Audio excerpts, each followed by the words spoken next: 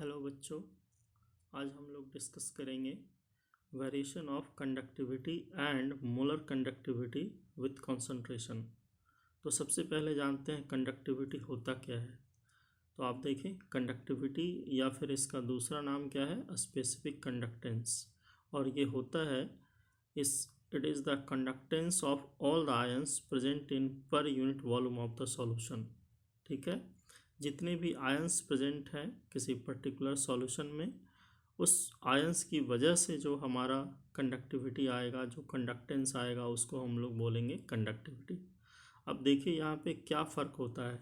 अगर आप यहाँ पे बात करें कि इसको डाइल्यूट किया जाए, तो डाइल्यूशन से क्या होगा, डाइल्यूशन करने से हमारा ये जो वॉल्यूम है वो इंक्रीज़ कर जाएगा।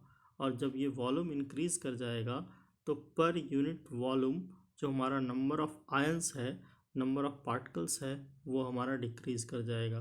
That is in case of conductivity when we dilute, तो डाइल्यूट करने से हमारा कंडक्टिविटी डिक्रीज़ कर जाएगा। बेसिक फैक्ट क्या है यहाँ पे बेसिक फैक्ट ये है कि upon dilution ions per unit volumes gets decreased, और उसकी वजह से कंडक्टिविटी हमारा डिक्रीज़ कर जाता है।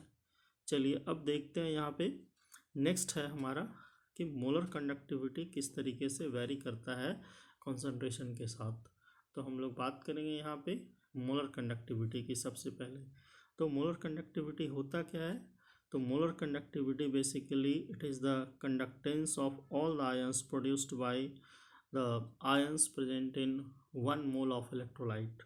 1 मोल ऑफ इलेक्ट्रोलाइट्स जो है उसकी वजह से किसी भी सॉल्यूशन में जो कंडक्टिविटी आएगा उसको हम लोग बोलते हैं मोलर कंडक्टिविटी। अब देखिए मोलर कंडक्टिविटी पे क्या फ़र्क आएगा अगर आप डाइल्यूट करेंगे तो। ठीक है, सो when dilution is carried out the volume content bye 1 mole of electrolyte increases.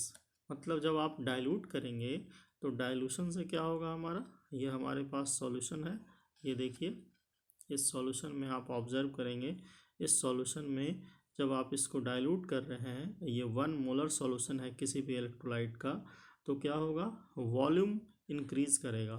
और वॉल्यूम इंक्रीज़ करेगा तो फाइनली क्या होगा हमारा, वॉल्यूम इंक्रीज़ करने से मोलर कंडक्टिविटी इंक्रीज़ कर जाएगा। क्यों, क्योंकि ये जो वॉल्यूम है जिसमें 1 मोल ऑफ इलेक्ट्रोलाइट है, ये वॉल्यूम को आप बढ़ा रहे हैं। आप सोच रहे होंगे कि कंडक्टिविटी तो डिक्रीज़ करता है, तो कंडक्टिविटी बेसिकली क्या है, कंडक्टिविटी पर यूनिट वॉल्यूम में जो नंबर ऑफ आयंस है उसकी वजह से आ रहा है। तो ये कंडक्टिविटी तो डिक्रीज़ करेगा, लेकिन ये जो वॉल्यूम है हमारा ये इंक्रीज़ करेगा और ये इसको ओवरकम कर लेगा। दैट इज़ फाइनली क्या होगा हमारा, finally there will be increase in the molar conductivity. So when dilution is carried out, volume contained by 1 mole of electrolyte increases and therefore molar conductivity increases। तो ये हमारा है। अब देखते हैं what happens in case of a strong electrolyte and in case of weak electrolyte। तो strong electrolyte और weak electrolyte के लिए हम लोग देखते हैं यहाँ पे सबसे पहले देखिए हमारे पास क्या है, variation of molar conductivity in case of a strong electrolyte. तो देखिए स्ट्रॉन्ग इलेक्ट्रोलाइट्स के लिए हमने लिया है कॉन्सेंट्रेशन है यहाँ पे हमारे पास, कॉन्सेंट्रेशन को हम यहाँ पे चेंज कर रहे हैं, that is we are decreasing the concentration. आप देखिए concentration 3 mole per litre, 2 moles per litre, 1 mole per litre and 0.1 है, फिर 0.01 है। तो आप देखिए ये स्ट्रॉन्ग इलेक्ट्रोलाइट्स है, इस स्ट्रॉन्ग इलेक्ट्रोलाइट की मोलर कंडक्टिविटी पे क्या फ़र्क पड़ रहा है। जब कॉन्सेंट्रेशन को आपने डाइल्यूट कर दिया है तो देखिए मोलर कंडक्टिविटी इंक्रीज़ कर गया है, 88.3 से बढ़ के आ गया आपका 92.6 पे। फिर देखिए आपने मोलर कंडक्टिविटी को डिक्रीज़ किया, आपने कॉन्सेंट्रेशन को डिक्रीज़ किया है, मोलर कंडक्टिविटी इंक्रीज़ किया है। फिर आप देखिए फिर आपने क्या है, मोलर कॉन्सेंट्रेशन को डिक्रीज़ किया, कंडक्टिविटी मोलर कंडक्टिविटी इंक्रीज़ कर रही है। That is upon dilution in case of a strong electrolyte what's happening, यहाँ पे जब हम डाइल्यूट कर रहे हैं तो कॉन्सेंट्रेशन आपका कॉन्सेंट्रेशन घट रहा है, डाइल्यूट कर रहे हैं तो मोलर कंडक्टिविटी इंक्रीज़ कर रहा है। अब इसके रीज़न को आप जान लें। देखिए strong in case of strong electrolytes, जो हमारा इलेक्ट्रोलाइट होता है वो मैक्सिमम आपका आयंस प्रेजेंट होता है, क्योंकि स्ट्रॉन्ग इलेक्ट्रोलाइट तो डिसोसिएट किया हुआ होता है, इसका डिग्री ऑफ डिसोसिएशन मैक्सिमम है, तो जब डिग्री ऑफ डिसोसिएशन मैक्सिमम है तो उस पर्टिकुलर कंडीशन में इसमें आयंस भी क्या होंगे, मैक्सिमम होंगे। और अब देखिए यहाँ पे हम बात करते हैं, अगर हमारे पास ये आयंस है यहाँ पे, और आयंस पॉजिटिव आयंस और नेगेटिव आयंस काफ़ी क्लोज अगर होगा तो दोनों के बीच में फोर्स ऑफ अट्रैक्शन काम करेगा। लेकिन जब इसको आप डाइल्यूट करेंगे तो डाइल्यूट करने से ये जो आयंस ऑफ अपोजिट नेचर है इसके बीच का डिस्टेंस क्या होगा, इंक्रीज कर जाएगा। और इसके बीच का जब डिस्टेंस इंक्रीज करेगा डाइल्यूशन से तो मोलर कंडक्टिविटी आपका इंक्रीज कर जाएगा। So what is the reason, reason क्या बताएंगे हम लोग, रीज़न इसका होगा कि इंटर आयोनिक फोर्सेस डिक्रीजेज, और तब जा कर के फिर क्या हो रहा है, आयनिक मोबिलिटी इंक्रीज कर रहा है। So in case of a strong electrolyte ions are present, maximum ions are present at the given condition, and when dilution is carried out then the distance between the ions increases and thereby they can easily move apart from each other. तो जब आप electric field apply करेंगे तो ions का movement आसानी से होगा, mobility बढ़ जाएगी और फाइनली आपका मोलर कंडक्टिविटी इंक्रीज कर जाएगा। So this point is clear.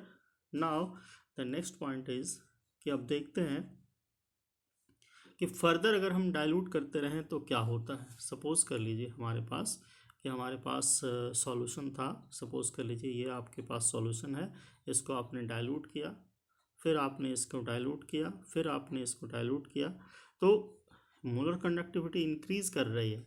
लेकिन एक ऐसा स्टेज आएगा फर्दर डाइल्यूशन पे जाने से मोलर कंडक्टिविटी इंक्रीज नहीं करेगा, एंड जब इंक्रीज नहीं करेगा आप कितना भी डाइल्यूट कर लें तो वैसे सिचुएशन में, वैसे कंडीशन में इसको हम लोग बोलेंगे molar conductivity at the infinite dilution.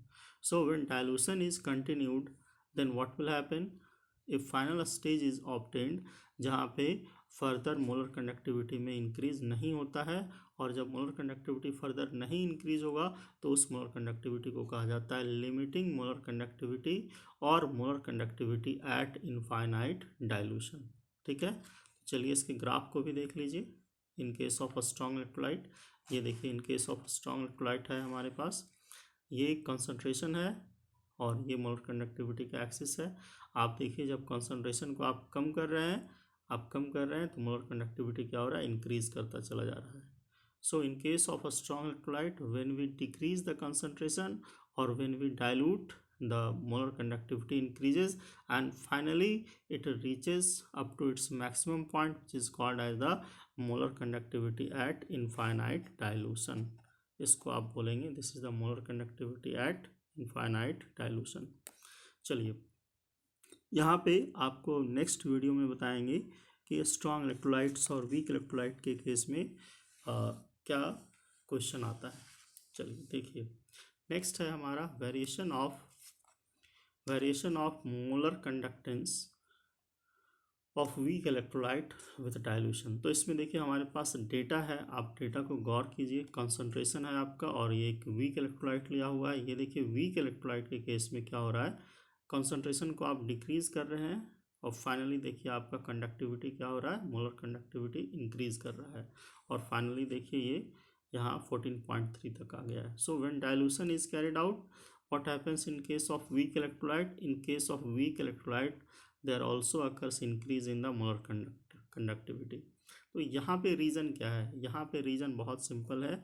आपको पता है कि वीक इलेक्ट्रोलाइट का डिग्री ऑफ डिसोसिएशन क्या होता है, लेस होता है।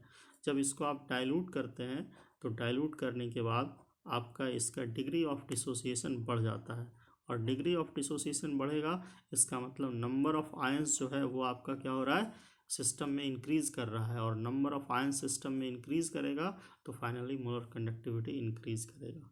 So in case of weak electrolyte dilution also leads to increase in the molar conductivity. The reason is dilution increases the degree of ionization और डिग्री ऑफ डिसोसिएशन। तो देखिए इसके graph को देख लीजिए, आपका ये ग्राफ है इसका, यहाँ पे देखिए कंडक्टिविटी का वेरिएशन, मोलर कंडक्टिविटी का वेरिएशन और विथ कंसंट्रेशन। तो कंसंट्रेशन को आप डिक्रीज कराएंगे, that is left to right लाएंगे, है ना, तो आपका मोलर कंडक्टिविटी क्या होगा, इंक्रीज कर रहा है। और जब बहुत डाइल्यूट कर रहे होते हैं तो there occurs increase in the steep increase in the molar conductivity. ठीक है, एक स्टीप इंक्रीज हो जाता है मोलर कंडक्टिविटी में। यहाँ से एक क्वेश्चन आता है, in case of weak electrolyte we cannot obtain the molar conductivity at by the extrapolation of the graph. जबकि स्ट्रॉन्ग इलेक्ट्रोलाइट के केस में क्या करते हैं हम लोग, एक्सट्रापोलेट करके molar conductivity at infinite dilution find out कर लेते हैं, लेकिन यहाँ पे ऐसा पॉसिबल नहीं है। तो इसको बताएंगे आपको नेक्स्ट क्लास में, जहाँ पे आपको बताया जाएगा कोलरास लॉ। Okay, thank you.